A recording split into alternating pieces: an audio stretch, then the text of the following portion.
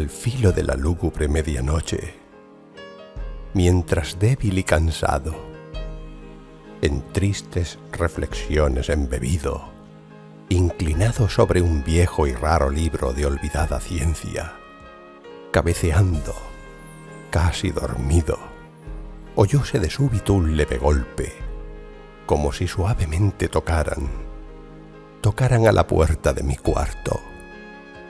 Es, dije musitando, un visitante tocando quedo a la puerta de mi cuarto.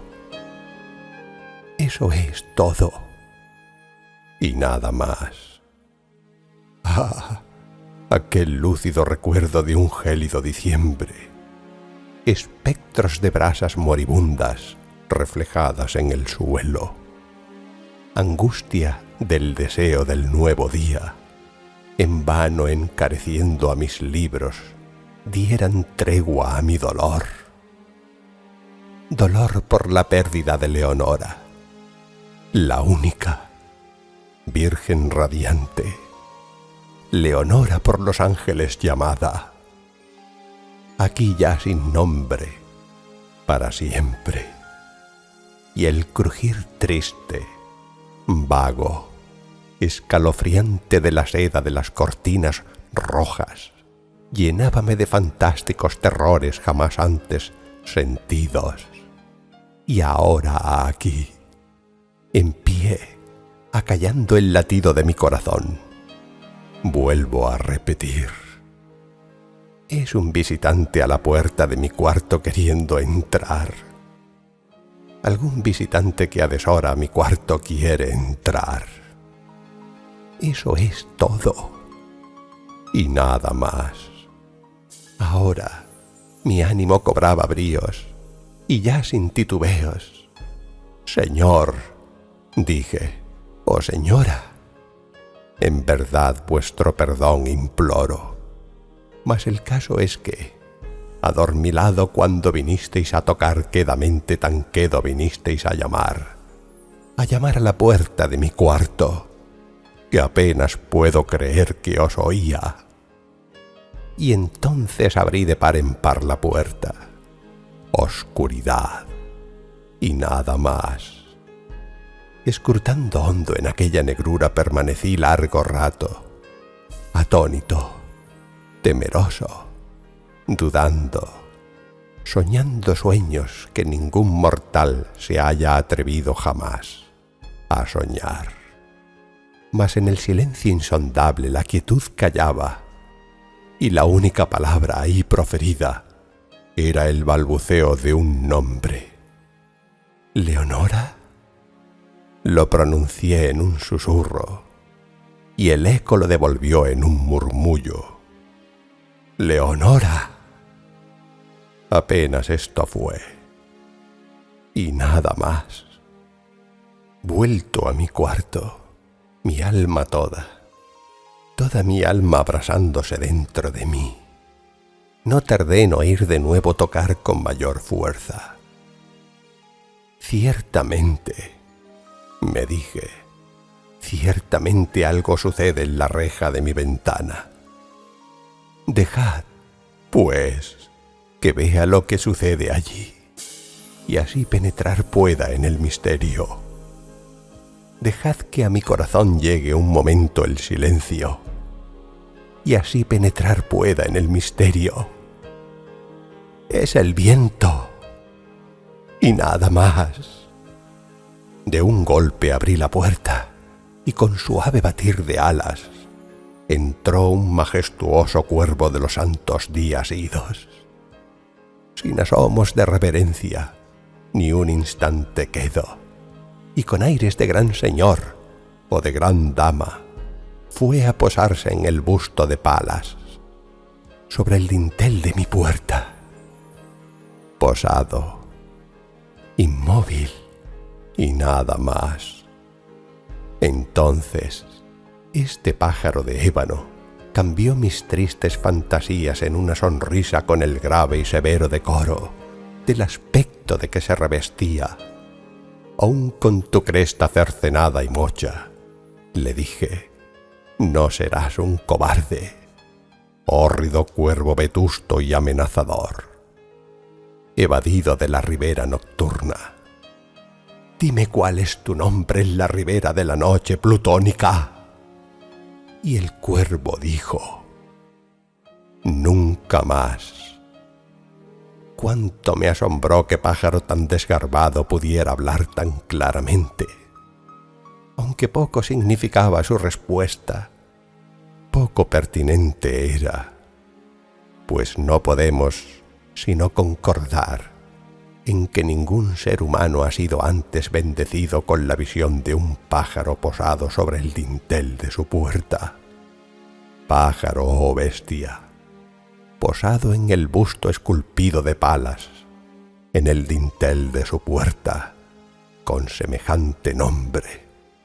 Nunca más.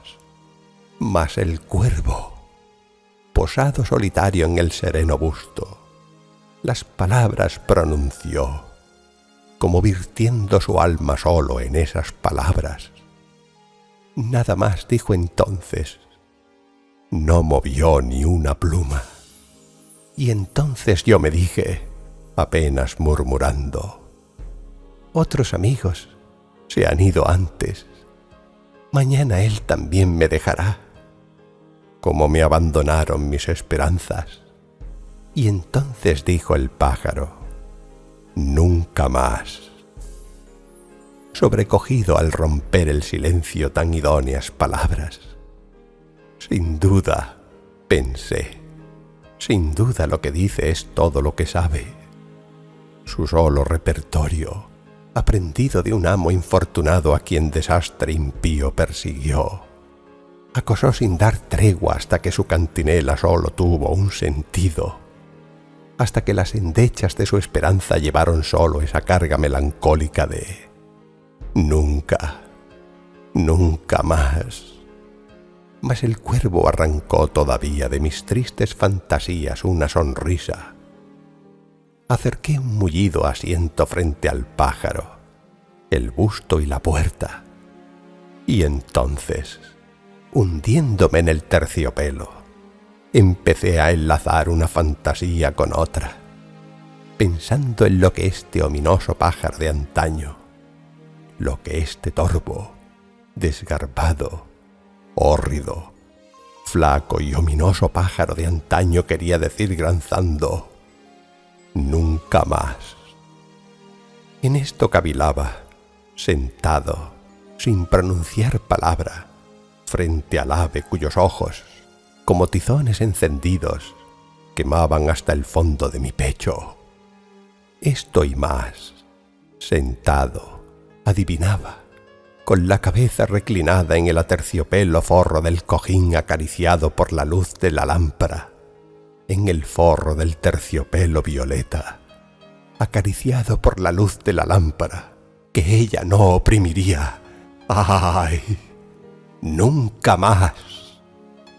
Entonces me pareció que el aire se tornaba más denso, perfumado por invisible incensario mecido por serafines, cuyas pisadas tintineaban en el piso alfombrado.